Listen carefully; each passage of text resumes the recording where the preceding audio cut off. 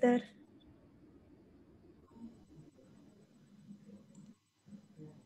Assalamualaikum warahmatullahi wabarakatuh. Hari ini akan dipresentasikan jurnal mandiri oleh Dr. Faizatul dengan judul jurnal yang akan disampaikan Can Pentoxifylline and Similar Xanthin Derivatives Find a Niche in COVID-19 Therapeutic Strategies, A Ray of Hope in the Midst of the Pandemic. Dipersilakan Dr. Faizatul. Assalamualaikum. Baik, terima kasih dokter. Assalamualaikum warahmatullahi wabarakatuh. Good afternoon everyone and resident. I would like to presentation about my journal reading which I can pentoxifylline and similar xanthin derivatives find a niche in COVID-19 therapeutic strategies, ray of hope in the midst of the pandemic.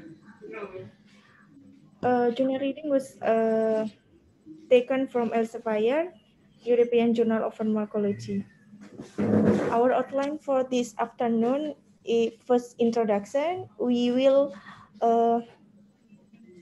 presented about COVID-19, derivative xanthin, and then the second outline is pentoxifylline, and then the third is caffeine, the fourth is side effects and toxicity, and the last one is conclusion.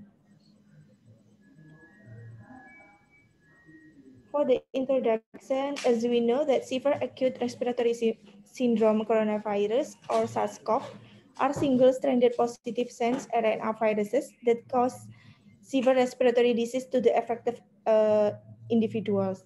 The full range of symptoms for COVID-19 include self-limiting respiratory tract illness to severe pneumonia.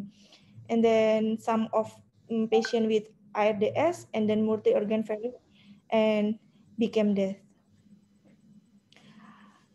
In WHO et al. 2020, COVID-19 positive patients increased across the world. Few neurological symptoms such as headache, paresthesia, and consciousness disorder were reported as well. And then, as we know, the therapeutic option of COVID-19 first is antiviral. There is favipiravir, ribaviravir, remdesivir, and the second is chloroquine, hydroxychloroquine, but now it's limited number. And then the third is convalescent plasma therapy. What is the methylxanthin? Methylxanthin is a heterocyclic compound that are methylate derivatives of xanthin comprising of copulpiramidinidine and imidazole ring. Methylxanthin, there are so much in our daily life. There are caffeine, theophylline, and theobromine. This therapy is treatment of respiratory disease. Used in treatment of methylxanthin for respiratory disease, cardiovascular disease, and then for cancer, and the commercially produced xanthin derivative drug like pentoxifylline has been widely documented to have immunomodulatory properties, including the down regulation of TNF-alpha to treat the injury effect due to immune activation in the syndrome of chronic heart failure. So as we know, pentoxifylline not just for respiratory disease, it's for chronic heart failure too. But now we will present about effect of pentoxifylline in COVID-19 with pathogenesis. For the first one, suppressed immune system with lymphopenia, neutropenia, hypoalbuminemia, as well as a decrease of cluster of differential cell 8 plus or CD8 plus T cell. And pentoxifylline can make high levels of inflammatory factor, include interleukin first beta, interferon gamma, interferon inducible protein 10, monocyte, and others. That inflammatory cytokine and chemokine may contribute to progression of the disease. Like we know that in COVID-19 patient, there is cytokine storm. And then mechanism of methylxanthin for bronchial asthma is reversing the airflow obstruction and reducing airway. and can make hyperresponsiveness and airway inflammation. And then other mechanism of methylxanthine is inhibition of immune cell activation and then reduction of pro-inflammatory gene expression. Now, pentosyphilin. Pentosyphilin is active metabolites and has blood flow by decreasing viscosity. Administration produce hemorrhagical activity in a dose-dependent manner and has been approved to treat intermittent claudication due to chronic occlusive arterial disease of the limb. So not just for COVID-19, but pentosyphilin have very useful for occlusive arterial disease. And what is the function for COVID-19 patient? For COVID-19 patient, pentosyphilin improve microcirculation and tissue oxygenation. The effect of pentosyphilin has been demonstrated to treat fibrotic lesion by immunomodulation and by reducing inflammation. So pentosyphilin does not for vasodilatation for bronchial. It's so useful for microcirculation of tissue too, and then for immunomodulation too. Pentosyphilin as potential immunomodulatory agent for COVID-19 treatment. As we know, for COVID-19 patient, there is a cytokine storm can lead a severity of COVID-19. In mechanism of COVID-19 severity of COVID-19, there is increase of IP10, MCP1, granulocytic colony stimulating factor or GCSF and TNF alpha, and then increase interleukin 6 can lead mortality predictor of COVID-19, and then can increase of TH1 and TH2 cytokine and TH17. So methylxanthine pentosyphilin is immunomodulator, so useful to potential role in COVID-19 treatment with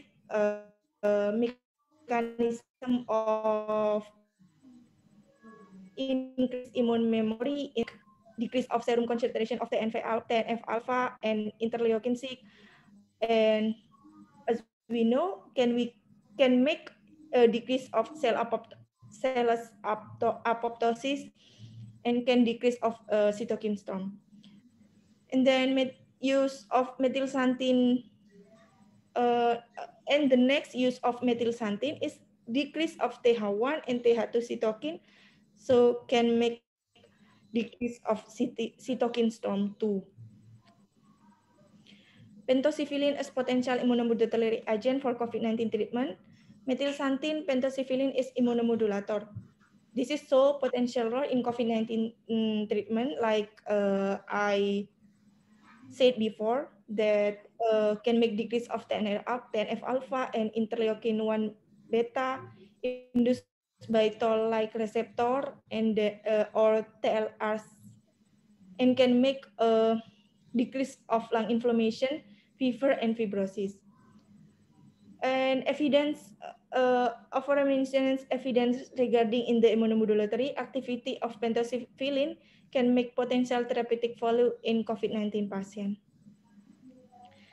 So this is resume of use of pentosyphilin for inflammation, can reduce TNF alpha, MMP2, EF interferon gamma, interleukin 6, interleukin 4, and others. And then for immune system, reduce of T cell antigen receptor, cell proliferation, and then pro-inflammatory macrophage, and can make increase of anti-inflammatory macrophage. And for oxidative stress response, pentosyphilin can make pulmonary antioxidant activity, glutathione peroxidase, and catalase. For respiratory system, I said before, that can increase VEGF protein expression and vascularization, can increase pulmonary gas exchange, and then can improvement of the symptom of the ADS. Negative uh, for respiratory system can decrease acute lung injury, allergic inflammation, and airway hypersensitiveness. And other beneficial of clinic effect, there is antiviral activity, therapeutic of efficacy, and cardiovascular effect, event, and others. If effect of pentosifilin, if effect pentosifilin can use for COVID-19 patient, of course, can reduce of ALI or IDS, can reduce of sepsis, can reduce multi-organ dysfunction, because cytokine storm uh, is not uh, in COVID-19 patient. Pentosifilin is a potential adjuvant therapy for COVID-19 related respiratory symptoms, like the respiratory clinical manifestation of patient with SARS-CoV-2 range from pneumonia, like dyspnea, rhinorrhea, upper airway congestion, cough, and pharyngalgia in severe cases due to colossal alveolar damage, and then progressive respiratory failure, hypoxemia respiratory failure with bilateral infiltrate or IDS, and then role of pentosifilin as bronchodilatory, anti-inflammatory, and immunomodulatory properties with alleviate mild moderate COVID-19 related respiratory problem. So in this journal, represent that pentosifilin very useful for mild until moderate COVID-19 patient. Pentosifilin is potential adjuvant therapy for COVID-19 related respiratory system. Pentosifilin treats severe COVID-19 related respiratory problem. In patient with severe COVID-19, effect of pentosifilin are decreased radiation, induced lung toxicity in lung cancer patient, and then improve arterial blood oxygen pressure and pulmonary diffusion of carbon monoxide. There is other effect of pentosifilin for COVID-19 treatment for angiotensin converting enzyme 2 or S2, and then for exerted its inhibitory action on virus assembly and or release of the Japanese encephalitis virus. So as we know, pentosifilin not just used for COVID-19 patient, is useful too for other virus, include encephalitis virus. And the third outline is caffeine. Caffeine is other potential adjuvant of therapy for COVID-19, commonly used for preterm infant with apnea receiving non-invasive respiratory support, and then act as a non-selective phosphodiesterase inhibitor can increase cyclus AMP level and so directly relaxing infant pulmonary vascular. And then other effect of caffeine decrease the risk of pulmonary hypertension, and then other effect is improving pulmonary function and respiratory symptom.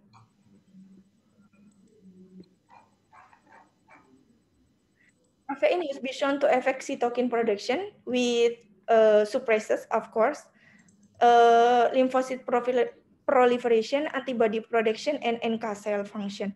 How about the dose? Dose is bolus of 6 milligram per kilogram caffeine can increase in total lymphocyte and CD8 plus T cell count, and increase of CD4 plus, CD69 plus, and potential immunomodulatory role of caffeine in COVID-19 related respiratory inflammation. And then, like I said before, caffeine is bronchodilatory effect to treat apnea prematuri in preterm, and then improve microcirculation, of course, can make a decrease of chronic disease and stroke, and then maintain seizure control during epilepsy, treating headache, and then high dose, but use of caffeine in high dose can make anxiety disorder. Side effect and toxicity.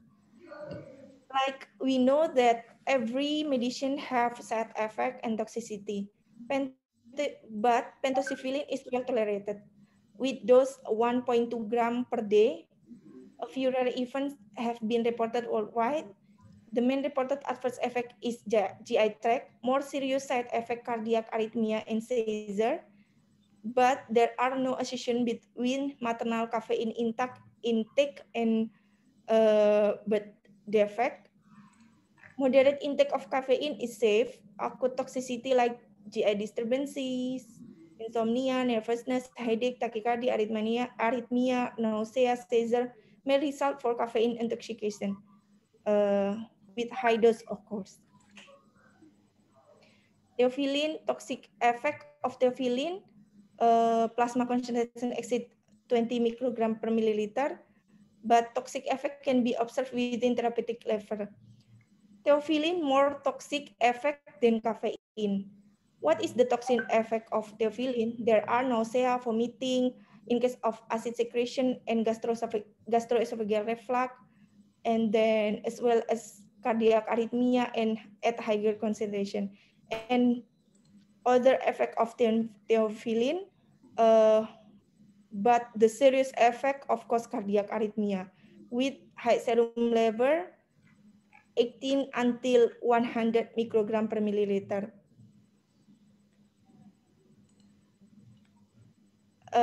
And the end is conclusion.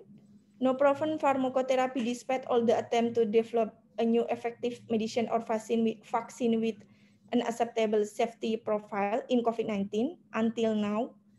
But pentosiphyline and caffeine with extensively proven anti-inflammatory, antioxidant, immunomodulatory, antiviral too, as well as their beneficial effect in the alleviation of respiratory symptoms, can be considered as an adjuvant treatment in COVID-19 patient. Pentosiphyline can also address the treatment of thrombotic complication. It's so useful for COVID-19 patient or other patient with thrombotic complication like limb thrombotic.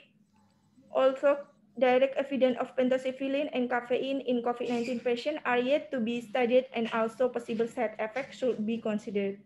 So not just use of pentosiphyline, side effect too, it's need to uh, study it in the next time. The insight gained from this review highlighted their efficacy and safety in COVID-19 disease and can be used to develop additional studies to tackle this global challenge. Thank you, Doctor. Okay, thank you, Dr. Faizatul. Is there any question from the audience?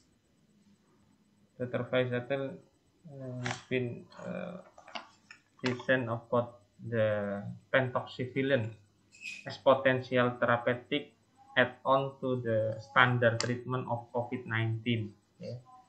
And Dr. Faizatul had said that the pentoxifylline have so many mechanism in inflammatory of COVID-19 management, yeah, as immunomodulator, as antiviral, yeah, antiviral also, yeah, Dr. Faizatul.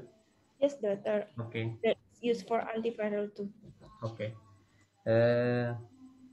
And you said that it appropriate when using in mild to moderate patient, yes, not in severe or critical, only in mild and moderate patient, yeah, in your slide. Is that correct? Sorry, Doctor. There is very useful for mild and moderate patient, but uh, for severe patient, it's used too, but not improve like more than mild and moderate patient, Doctor. Okay. Okay. Is there any uh, information about the dose, duration, or time, the best time when we can give pentoxifylline to the COVID-19 patient? Is there any information? Mm, uh, please, uh, please correct if I'm wrong, doctor. In this journal, not present about a dose in mild, in moderate, on severe. No, the dose is 1.2 gram per day for every stage of COVID-19, doctor.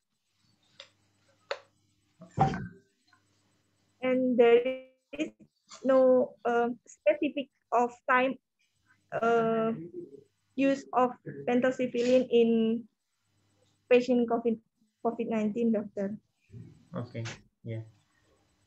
Is there appropriate in Indonesia pentoxifilin or other derivative from pentoxifilin that we can use in Indonesia? Maybe this is the new input for us. Maybe there is potential action of pentoxifilin in the add-on of mild to moderate COVID-19 patient. Is there any drugs that contain or derivative from pentoxifilin in Indonesia that can be used? Actually, we can use pentosiphelin and derivative in Indonesia, but as I know, there is uh, no use of pentosiphelin in our daily life, doctor. I don't know, maybe because there is no pentosiphelin drug in our hospital or other alasan lain, dokter. Okay, you can find on the internet. You can find pentoxifilin, the name Trental tablet with the dose for 400 milligram. If you said that the dose is 1.2, 1.2 maybe 3 times, 3 times for 400 milligram, a day, maybe this is addition from me. What the contraindication that you can use the pentoxifilin to the COVID-19 patient?